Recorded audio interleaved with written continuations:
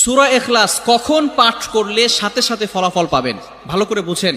সূরা ইখলাস হচ্ছে পবিত্র কোরআনুল কারীমের ভিতরে ছোট সূরাদের ভিতরে অন্যতম একটি সূরা। তবে ফজিলতের দিক থেকে সূরা ইখলাস হচ্ছে গুরুত্বপূর্ণ ফজিলত, এবং এই সূরাটা এমন একটা সময় আল্লাহ পাক রব্বুল আলামিন নাজিল করে দিয়েছেন যখন আল্লাহ রাসূল সাল্লাল্লাহু আলাইহি ওয়াসাল্লাম দ্বীনের প্রচার করতে লাগলেন।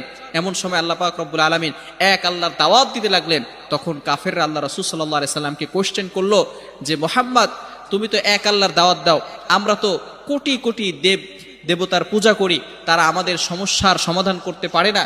তুমি যে আল্লাহর দাওয়াত দাও সেই আল্লাহ কয়জন এবং সেই আল্লাহর সন্তান আছে কিনা?